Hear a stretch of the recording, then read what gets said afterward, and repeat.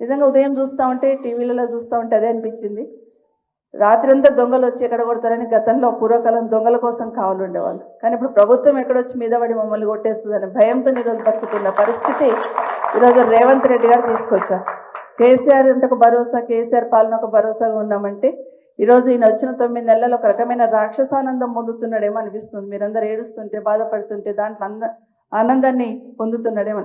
నిజంగానైనా మిమ్మల్ని ఇల్లీగల్గా కట్టున్నారు, బఫర్లో కట్టున్నారు ప్రశ్నిస్తున్న ముఖ్యమంత్రి గారు, మీ ఇల్లే చెరువులో ఉంది, ముందు అది తీసుకొని రండి, వచ్చి వీళ్ళకి సమాధానం చెప్పాలి. ఎందుకంటే మీ కొడంగల్లోనే మీరు చెరువు కుంటలు కట్టి ఉన్నారు, దానికి సమాధానం చెప్పకుండా ఇక్కడ వచ్చి వీళ్ళ మీద పడి మీరు ఇది చేస్తున్నారని మాట్లాడడం కరెక్ట్ కాదు. తప్పకుండా మేము పార్టీ తరఫున మీకు అండగా ఉంటాం.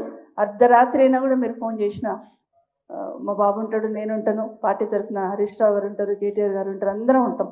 కాబట్టి మీరందరూ కూడా ధైర్యంగా ఉండండి. హరీష్ రావు గారు చెప్పినట్టు టెన్షన్ పడకండి, తొందరపడకండి, ఆరోగ్యాలు ఇది కాకుండా ఖచ్చితంగా లీగల్గా ఫైట్ చేస్తాం, ఫిజికల్ కూడా అక్కడ వచ్చి మీకు నిలిచిన ప్రయత్నం చేస్తాం.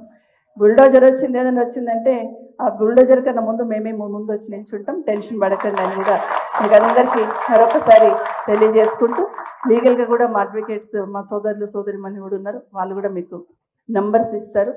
మా నంబర్ అయితే చాలా మంది దగ్గర ఉంది, అక్కడ ఆ ఏరియాలో చాలా మంది దగ్గర ఉంటుంది.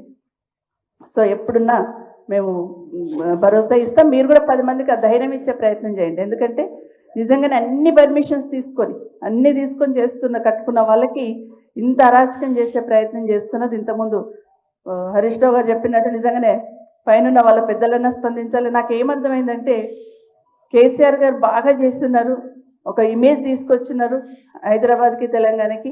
ఈ ఇమేజ్ని ఎట్లా డ్యామేజ్ చేయాలని కంకణం కట్టుకున్నట్టు కనిపిస్తుంది రేవంత్ రెడ్డి గారు. ఇక్కడ ఉన్న కంపెనీలన్నీ పక్కకి వెళ్ళిపోవాలి, ఇక్కడ ఉన్న వాళ్ళందరూ పక్కకి వెళ్ళిపోవాలి, ఇక్కడ డ్యామేజ్ కావాలని ప్రయత్నం చేసి ఒక విధ్వంసాన్ని సృష్టిస్తున్న ప్రయత్నం చేస్తున్నాడు. ఇది మనం అందరం చూస్తున్నాం.